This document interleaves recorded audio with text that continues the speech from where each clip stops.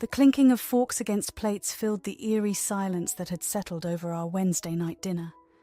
I stared across the table at Donovan, my husband of 6 years, searching his face for any hint of the loving man I'd married, but his eyes avoided mine as he shoveled pasta into his mouth with unusual urgency. My gaze drifted to his phone lying next to his plate. A notification blinked tauntingly, as though begging me to swipe it open. Against my better judgment, I surrendered to temptation. Donovan didn't even notice as I leaned over and thumbed the unlock code. His acting skills had become that convincing. The message glared at me like a lurid accusation. Can't wait to feel you inside me again. Meet at our place in an hour. The sender's name is Marcel. I read it again. My heart stung as the words burrowed into my consciousness like shards of broken glass. So this is why he'd been distant lately. Coming home late without explanation, his attention continuously wandering to whatever sordid thoughts consumed his mind. "Everything okay, honey?" Donovan asked, snapping me out of my daze with that perfectly innocent tone he'd perfected over God knows how long.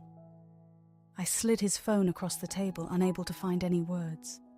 His eyes went wide as his mask finally slipped, allowing a flash of panic to streak across his face. At that moment, I realized the man I thought I knew had been an illusion all along. "I can explain," he started, but I cut him off with a raised hand.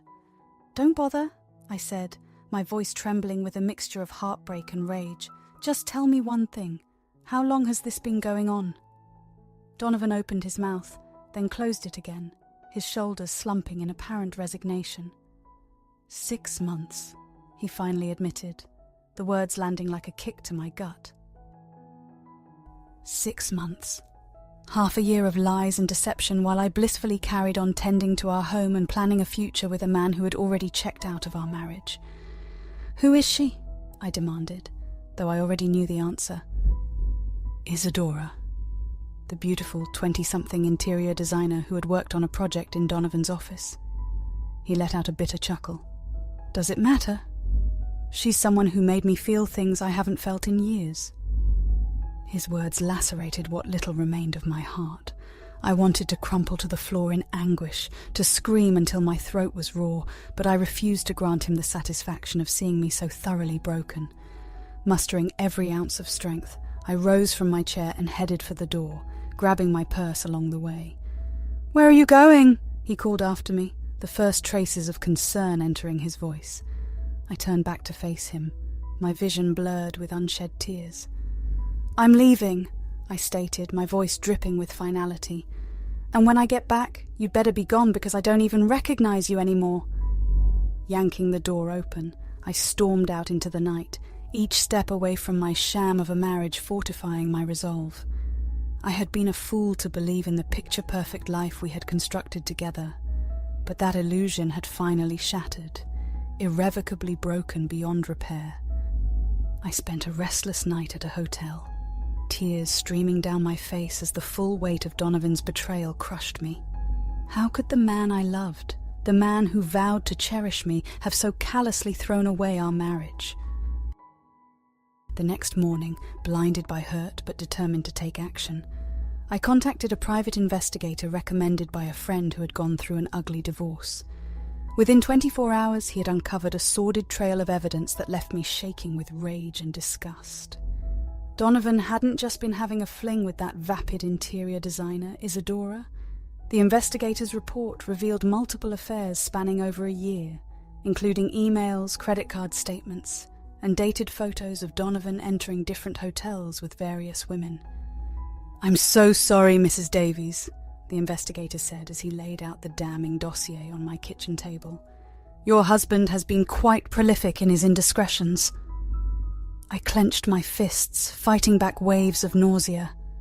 One name and face in particular leaped out at me: Isadora, the woman whose taunting text had blown the lid off this whole sordid affair.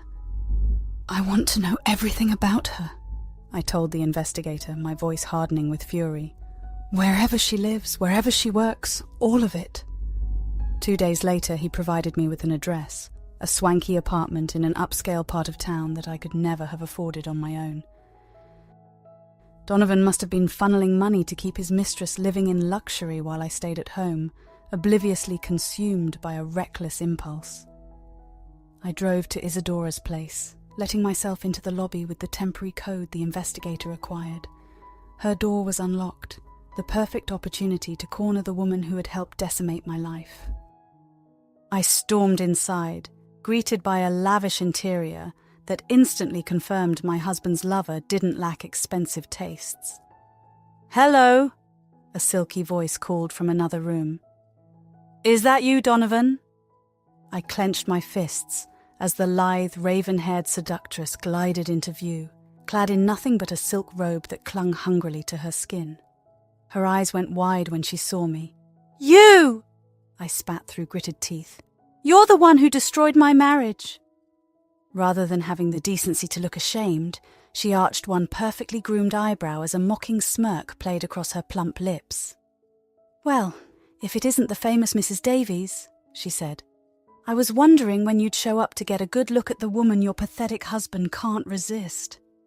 White-hot rage engulfed me, and before I could stop myself, my hand lashed out, cracking across her smug face with a resounding slap.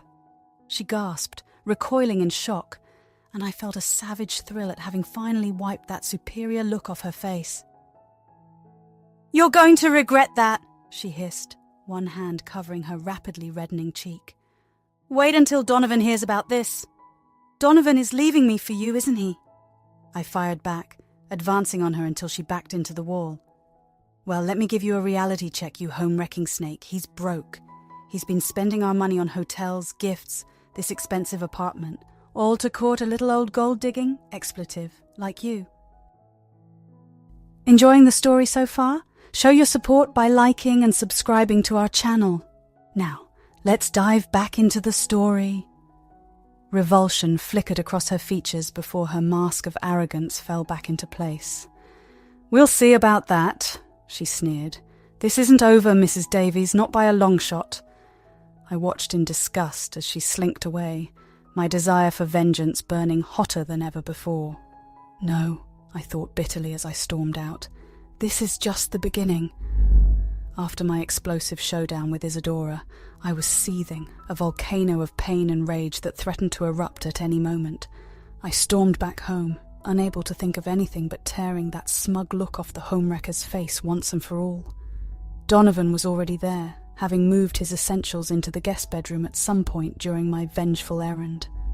His eyes went wide when he saw me storm through the front door. "Serafina, what's going on?" he asked, alarmed by the thunderous expression on my face.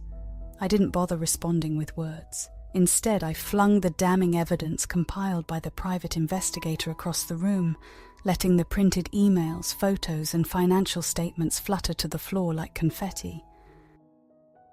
Donovan paled as he scanned the incriminating documents, seemingly comprehending the full depth of his sins for the first time.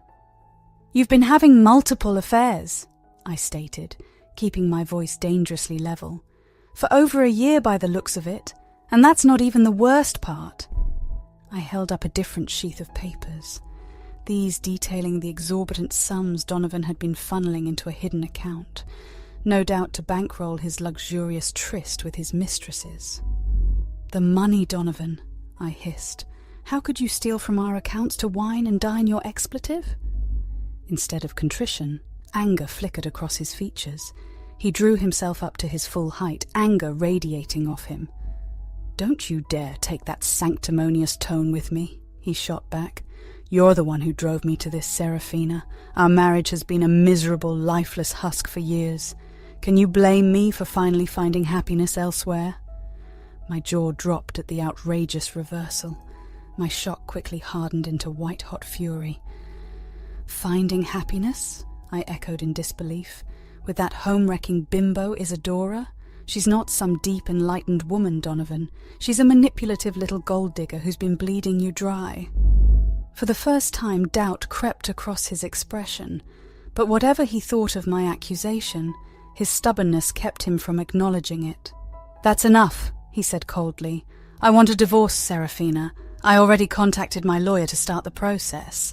I'm done with your judgmental nagging and this miserable existence of a marriage." The blunt words pierced what little remained of my heart. I recoiled, feeling the room start to spin around me as the weight of my shattered world came crashing down. Through blurred vision, I could make out Donovan gathering up his belongings and storming out the door without a backward glance. Just like that, it was over. My dreams, my life as I knew it, were obliterated in one fell swoop by the man who once vowed to love and cherish me until death did us part. Some vows crumbled to the floor amidst the scattered remnants of my marriage. I finally surrendered to the urge to scream, an anguished wail that cleaved through the shell of numbness enveloping me. I screamed until my throat was raw, purging my soul of the trauma that had been inflicted upon it. But as my howls subsided, an uncharacteristic sense of clarity settled over me. Through my blurred gaze, I noticed a familiar rectangular shape peeking out from one of the folders, the deed to our family home, bearing my name and mine alone. Amid my father's estate planning years ago, he had insisted on putting the house solely in my ownership just in case. At the time, I thought his distrust of Donovan was merely a symptom of his cantankerous nature. But now, as the first embers of vengeance kindled in my chest, I gave silent thanks for my father's foresight. I wouldn't be left with nothing after this devastation. No, with the deed secured in my hands, I would strike back and rebuild from the ashes Donovan had strewn around me. If he wanted war, so be it, for I was just getting started. The next few days passed in a blur of anguish and fury. I spent many sleepless nights poring over the file compiled by the private investigator, my eyes burning from the effort of holding back tears. But those tears wouldn't solve anything. Only decisive action would ensure I emerge from this nightmare with my pride and financial security intact. Armed with reams of evidence detailing Donovan's serial infidelity and financial misconduct, I marched into the office of Celeste Hastings, one of the most tenacious divorce attorneys in the city. She was a shark in kitten heels, and I would need every ounce of her ferocity. Celeste flipped through the documents with a practiced eye, her polished veneer cracking just slightly as she absorbed the lurid details. "Good God," she muttered, removing her glasses to stare at me in disbelief. "I've seen some philandering dirtbags in my time, but your husband is a prime specimen." I managed a weak smile at her candor. "Can you help me, Celeste? I want to take him for everything he's worth." A feral grin spread across her lips. "With evidence like this, he won't know what hit him." Over the next few weeks, Celeste and I constructed an ironclad strategy to decimate Donovan's finances and hold him accountable for his prolific indiscretions. We would not only freeze any assets he'd stashed away to fund his tawdry second life, but pursue a punishing alimony figure, given the extent of his betrayal and financial misdeeds. "This Marcel woman is the key," Celeste told me, tapping her pen against a photo of the homewrecker. "If we can establish that she knowingly carried on an affair with your husband to extract monetary gain, we can pursue her assets as well. And trust me, that interior design gig pays for a lot of silicone." My heart raced at the prospect of making Isadora face the same reckoning that Donovan was about to receive. Ever since our venomous confrontation at her apartment, she had slithered out of sight, no doubt waiting for her lover's bottomless wallet to continue funding her lavish lifestyle. Well, she would be in for a rude awakening, just like the scorned wife. In the meantime, Donovan had gone suspiciously silent, no doubt stewing in denial while dreaming of a fresh start with his mistress-turned-fiancé.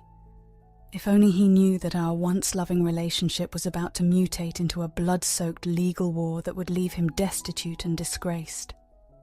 At last, the storm broke when Celeste hand-delivered a blitzkrieg of paperwork to Donovan's rented apartment, a motion to freeze all of his assets based on evidence that he had grossly misused marital funds to carry out his affairs. He would have no choice but to limp into court and confront the devastation he'd wrought. The look of abject horror on his face when we met for the first hearing was almost worth enduring his sadistic betrayal. His arrogant mistress was nowhere to be seen. Perhaps she'd finally wised up and cut her losses before I dismantled her meal ticket. Donovan's disgraced expression turned to outrage as Celeste mercilessly outlined the exhaustive evidence detailing his sordid double life, from bank statements to hotel receipts bearing the names of his mistresses. His lawyer could only sputter impotently, overwhelmed by the scorched earth case we had prepared. "You're making a big mistake," Donovan snarled after the humiliating proceedings, flagging me down in the courthouse lobby. For a fleeting moment, the man I had once loved flickered in his eyes. "Serafina, we can stop this. We can work things out. Start over." I regarded him with icy disdain as Celeste looked on, ready to pounce if he dared to push further. "Did you honestly think I would just slink away and let you ride off into your pathetic second life?" I asked, reveling in the sting of my words. His face hardened, his features twisting into an unrecognizable sneer. "You're going to pay for this, you vindictive expletive." Celeste immediately stepped between us, her hand raised in warning. I flashed her a reassuring glance. After everything he'd put me through, his impotent threats bounced off my newfound armor of indifference. "Believe what you want," I said, turning to walk away. "I want you to remember one thing as we proceed forward. You brought this upon yourself, Donovan, and I'm just getting started." In the aftermath of that explosive first hearing, the legal battlefield between Donovan and I devolved into a morass of vicious mudslinging. His lawyers accused me of fabricating evidence, of secretly meeting with other men to manufacture his indiscretions. A rich claim coming from a man who had been paying for not one, but multiple mistresses throughout our marriage. I simply steeled myself against the slander, focusing on the righteous fury burning within me every time I thought of his betrayal. Celeste assured me these were merely desperate gambits to create smokescreens. "The evidence trail doesn't lie," she stated with sterile confidence. "All we need is for one crack to appear in his sordid facade and then his entire life crumbles." Fate seemed determined to provide me with that crack in the most unlikely of ways. While updating the private investigator on the latest legal wrangling, he made an offhand comment that stopped me cold. "That Isadora woman certainly gets around, doesn't she?" I froze, my hand clenching around the phone. "What do you mean by that?" I asked. "I've been doing some digging on Miss Perfect," he explained. "Turns out she's not just shacking up with your soon-to-be ex. I have proof she's also entertaining an older, wealthier businessman on the side." White-hot indignation blazed through me at the thought of that smug, silicone-saturated snake pulling the same duplicitous act on multiple men. So much for her claims of being some luck-struck victim of circumstance, I thought bitterly. At that moment, a deliciously devious plan began taking shape in my mind. "Keep looking into this other man," I instructed the investigator. "I need to know everything. Who he is, where they meet, all of it." A devilish grin spread across his weathered features. "You've got a juicy one in mind, don't you, Mrs. Davies?" I matched his expression with one of cold, purposeful resolve. "Isadora thinks she can sink her claws into married men without consequence. It's time she learned how it feels to get a taste of her own medicine." Over the next few weeks, Celeste and I worked closely with the investigator to quietly assemble an airtight case confirming Isadora's extracurricular dalliances. We obtained photos of her entering a high-rise luxury condo belonging to business mogul Maximilian Woodrow, a 60-something tycoon with a vast empire under his control, and more importantly, an extremely image-conscious wife sitting atop that empire. "You know what they say," Celeste mused, as we pored over the surveillance stills of Isadora and Mr. Woodrow in decidedly compromising situations. "Mistresses always tell their married lovers that they'd never actually leave their spouse for a woman like Mrs. Woodrow. Learning her husband's side piece has been playing the same brazen game with other wealthy marks. Well, that might just push her over the edge. Enjoying the story so far? Show your support by liking and subscribing to our channel. Now let's dive back into the story." My eyes gleamed with vengeful anticipation. Isadora would get her sanctimonious, holier-than-thou attitude forcibly readjusted once we went public with her rampant infidelities. If she thought she could sully the sanctity of marriage for her devious ends, it was time her world came crashing down around her too. And Donovan, well, when footage emerged of his beloved fiancée cavorting with other wealthy paramours behind his back, any glimmer of sympathy would shrivel within him. The ultimate insult for a man who had risked everything to leave his family behind for her hollow promises of love. They were the perfect marks, both of them consumed with avarice, arrogance, and lust. Now mere lambs awaiting the slaughter, I was meticulously prepared. By the time I was done, not even the ashes of their bloated egos would remain. After weeks of quietly compiling the damning receipts, photos, and call records, everything was finally in place for my grand counterstrike. I could scarcely contain my eagerness as I dialed the number for Celeste's direct line. "It's time," I said, my voice dripping with finality. "Let's burn this whole sordid facade to the ground." The annual Westbridge Charity Gala was the perfect stage for my grand vengeance. A swanky, high-profile event frequented by the city's elite upper crust, including Donovan and his precious Isadora, who would no doubt be reveling in their freshly minted reputations as a glamorous power couple rising from the ashes of my failed marriage. Little did those two arrogant fools suspect that their entire sham of a relationship was about to detonate in front of all their well-heeled peers. No amount of public niceties or honeyed lies would insulate them from the reckoning. When Celeste and I arrived at the lavish Westbridge Hotel ballroom, our eyes scanned the glittering crowd for our intended targets. Sure enough, there was Isadora draped over Donovan like a sleek, overpriced trophy, her skin-tight scarlet dress leaving almost nothing to the imagination. "Eyes on the prize," Celeste muttered in my ear as I felt a pang of disgust and pity for the man I once loved. It's showtime. Our preparation had been perfect. While mingling among the city's elite under the guise of donor solicitations, I slipped Celeste's assistant the incendiary photos and videos we had compiled of Isadora's rampant infidelities. Our evidence bombshell was ready to detonate. Within minutes, the first whispers began rippling through the crowd like wildfire. All around us, guests gasped and pointed iPhones as the undercover salacious shots of Isadora cavorting with her elderly tycoon lover went viral. Someone must have recognized the infamous Maximilian Woodrow. The cheating scandal quickly took on a life of its own, spreading like a plume of radioactive gossip. Celeste and I feigned innocence as partygoers gaped in scandalized rapture, but from the corner of my eye, I glimpsed Isadora's face draining of color before her gaze met mine across the ballroom. Her painted lips contorted in rage, finally connecting the dots of who was responsible for her spectacular public unraveling. Bingo! Just then, a sleek ivory shoe appeared at the edge of my vision.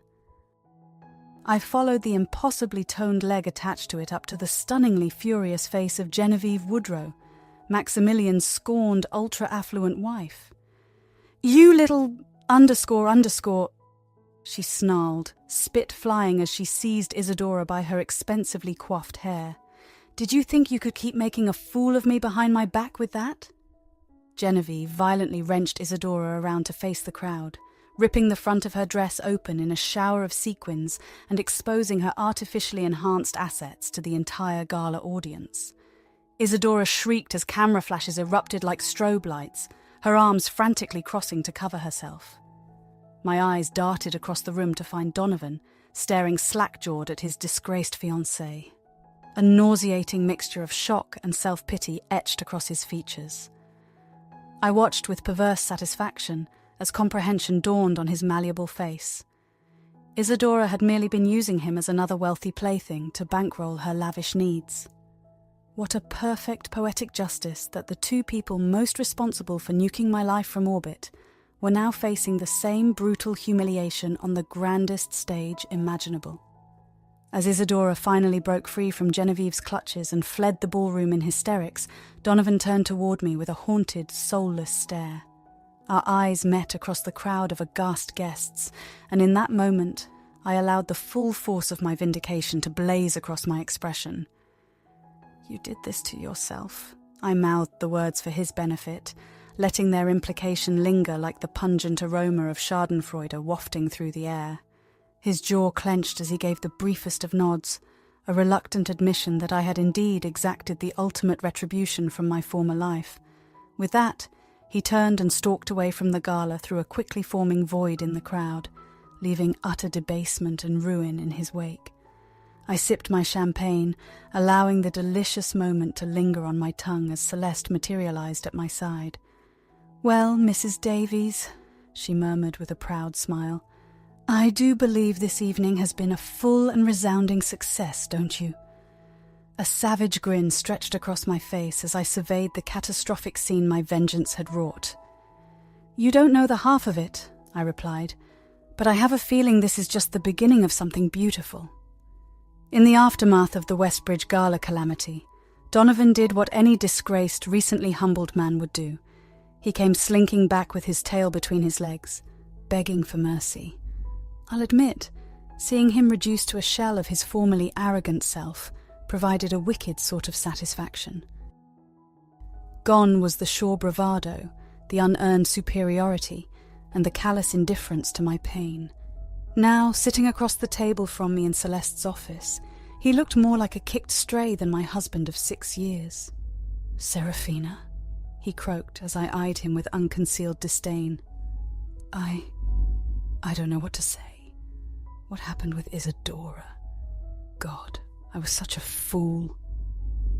I said nothing, letting the silence fester until he visibly squirmed under my pitiless glare. "I know I can never take back all the hurt I caused you," he continued, shamefaced.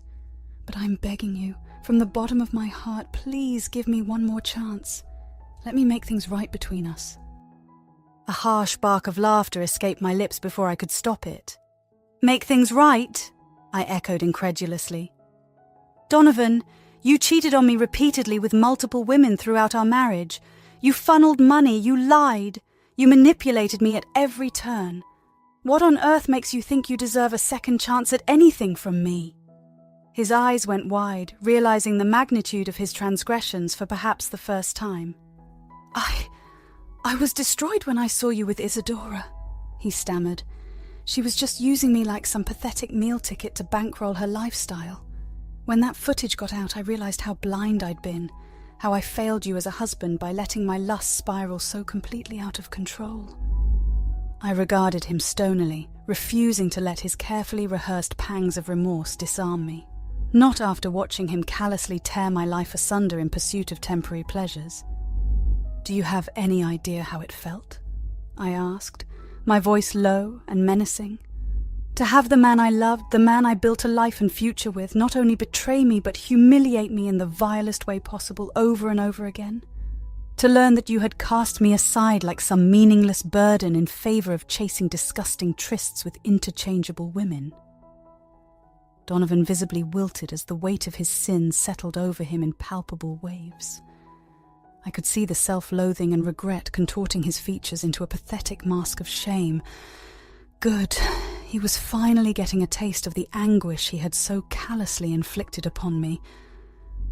"I was a monster," he said heavily, "a selfish, vile monster who didn't deserve an ounce of your unconditional love. I don't expect your forgiveness, Serafina. I just hope I can make amends somehow, even if it takes giving you every last penny I have. Anything to stop being this despicable person I became." A sickening churn stirred in my gut as his snivelling pleas washed over me. As much as I longed to revel in his suffering, the thought of indulging his desire for penance turned my stomach. I was no longer the malleable, naive woman he married. I would never allow him to manipulate me through feigned contrition ever again. Rising to my feet, I looked him dead in the eye and saw the faint glimmer of hope that I might offer him the absolution he suddenly craved. That glimmer was immediately extinguished by my next words. "I don't want your money, Donovan. I want your absence from my life." He flinched as if struck, his hangdog expression melting into one of naked shock. You mean... Don't play dumb," I snapped, resisting the urge to slap that look off his traitorous face. After everything you've done, every line you've crossed with your tawdry indiscretions, do you think I would be naive enough to let you wriggle back into my life? But, Serafina, But nothing, I seethed, leaning across the table until I was mere inches from his pathetic countenance. If you agree to these terms right here, right now, I'll ensure this divorce is over swiftly, and you can slink off into whatever debauched second act you have planned. But you will never, and I mean never, ask for my forgiveness or understanding. Do you hear me? You lost that right the second you started using our marriage vows as toilet paper. Donovan could only gape soundlessly, seeming like he was grasping for words that wouldn't come. Celeste placed the paperwork on the table between us, offering a phantom of a nod. "Your choice, Mr. Davies," she intoned, the rows of tiny fonts suddenly looming larger than life. "You can either dig your heels in further or accept these very generous terms and grant Mrs. Davies the peace of mind she deserves to move on once and for all." The silence stretched out like an eternity as I watched the kaleidoscope of emotion flicker across his face. Indignation, shame, bitter acceptance. Finally, with a grunt of resignation, he snatched up the pen and scrawled his name across the dotted line, cementing our divorce into inevitability. Our eyes met one final time, and I allowed the ghost of a triumphant smile to crease my lips at his chastened expression. "You'll never hear from me again after this," he said through gritted teeth. "But I hope you find the peace you're looking for, Serafina. You deserve far better than the depraved bastard I became." With that parting remark, he turned and strode out of the office, the leaden weight of his failure dogging each dejected step. I watched until his retreating disappeared down the hallway, releasing a breath I hadn't realized I'd been holding. It was finally over. The man who once meant everything to me was now expunged from my life like cancer. I could, at long last, close that sorted book and prepare to move forward into my new reality, one of my creations, shaped by the venom of his actions. Celeste placed a reassuring hand on my shoulder, her customary shark-like grin softening at the edges. "You did it," she murmured. "You reclaimed your power and dignity. I've never seen a woman rise from the ashes like you have." I returned her smile, the promise of untold possibilities glimmering on the horizon. "This was only the beginning," I said resolutely. "My rebirth starts now."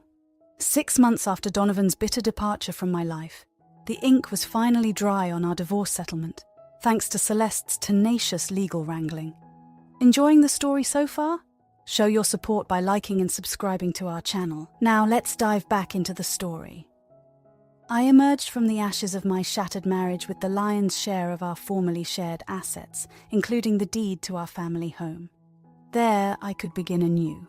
As part of the agreement, Donovan was legally prohibited from attempting to contact me, not that he would have anyway. The last I'd heard through the grapevine, he had slunk off to lick his wounds from the scandal, living in quiet shame after our explosive downfall shredded his reputation. I couldn't say I derived any joy from seeing him laid so low. My focus was solely on myself now, on embracing the new chapter stretching out before me. Still, there was a certain cathartic release in knowing the man who tried to destroy me had been rendered just as devastated. The papers had certainly enjoyed dissecting every lurid angle of our divorce saga. The headlines blared about the scorned wife who outlasted her cheating husband and the rise of a new divorce warrior queen. While slightly crass, I couldn't deny the grim amusement I felt at being rebranded a folk hero by divorcees vicariously living through my vengeance. It was a strange feeling, but not entirely unwelcome. After the trauma Donovan had inflicted, I refused to wallow in victimhood. My new life would be one of strength, resilience, and creating something positive from the ashes he left in his wake. Which was why, nearly 3 months after the official divorce was finalized, I hosted an intimate gala of my own in the ballroom of Westbridge Hotel, the site of Marcella's ultimate downfall all those months ago. Around me, the city's elite and affluent mingled amidst towering centerpieces of fresh roses, while a string quartet provided a refined ambience. Only this time, there would be no scandals or uncovered affairs to upstage my event. No, this gathering was the inaugural fundraiser for my namesake foundation, Seraphina's Light, devoted to supporting women who had survived the betrayal of infidelity and emerged stronger for their resilience. My speech that night drew thunderous applause from the well-heeled crowd as I outlined the organization's mission to provide counseling, legal aid, and financial assistance to struggling divorcees in need. A portion of the millions I had secured from Donovan would seed my foundation's crucial early days. No woman should ever feel helpless in the wake of a spouse's betrayal, I proclaimed from the podium, scanning the rapt audience with rejuvenated poise. With compassion and community, we can help uplift lives from the devastation and allow them to flourish anew, just as I was empowered to do in my journey. After the remarks concluded, a line quickly formed of well-wishers and prospective donors eager to pledge support to my cause. I greeted each one with a warm smile, my heart swelling with pride and purpose. Who could have fathomed that this dignified, self-assured woman holding court over a throng of admirers was the same broken soul lying shattered on her kitchen floor only a year ago? The transformation was nothing short of a miracle, a raw testament to the power of cunning resolve and the merciless pursuit of justice. I was so invigorated by the night's success that I barely registered the presence of a newcomer waiting patiently at the back of the well-wisher line. He was a trim, handsome man in his early 40s with striking hazel eyes that gleamed with an unmistakable hint of admiration. "Mrs. Davies," he said warmly as his turn arrived, his voice carrying the faintest lilt of a British accent. "I must commend you on such a worthy and impactful mission. Your story of overcoming such unthinkable heartbreak is nothing short of inspiring." I arched an eyebrow, intrigued despite myself by his effusive praise and polished demeanour. Up close, I could make out the slim-fitted tuxedo and coiffed sandy hair that belonged to a man of considerable means. "You're too kind, Mr. Douglas," I supplied with a roguish smile. "Lucian Douglas, a good friend of Maximilian Woodrow, actually," he continued, seeming emboldened by my bemused expression. "Though I suspect we travel in rather different circles these days after his unpleasantness." My lips twitched in amusement at his DEA understatement. Of course, the humiliating affair between Marcel and Maximilian Woodrow had irreparably nuked the tycoon's marriage and reputation. Lucian was no doubt alluding to having cut ties with the disgraced mogul in the aftermath. "I'm a journalist by trade," he went on, seemingly emboldened by my bemused expression, though my true passion has always been amplifying stories just like yours, of courage, perseverance, and the remarkable resilience of the indomitable human spirit. My heart fluttered as our gazes remained locked, a tantalizing electric charge seeming to crackle between us. This Lucian Douglas was certainly full of dashing charm, not to mention being rather easier on the eyes than I'd grown accustomed to in recent years. "Well, Mr. Douglas," I said, extending my hand as a coy smile played across my lips, "if the spirit truly does move you, perhaps you'd allow me to give you a more intimate account of my trials over a drink sometime soon?" His grip was warm and confident as he accepted the proffered handshake, holding it perhaps a touch longer than necessary. "I would be utterly delighted, Mrs. Davies, more than you could know." As I watched him depart through the twinkling crowd of socialites, I felt a giddy spark of excitement that had long eluded me, the thrill of new possibilities and a future unshackled from the trauma of the past. The crushing weight of Donovan's betrayal had nearly destroyed me, but by the alchemy of my iron resolve, I had spun that devastation into abject triumph. The future was finally mine to craft anew on my terms, and this radiant night under Westbridge's glittering chandeliers was merely the first mingling of rays of the new dawn I had clawed back into existence. No longer a victim, but a victor reborn from the ashes of my former life. Thanks for watching. How did you find the story? Let me know in the comments below. Don't forget to like this video and subscribe to our channel for more awesome stories like this.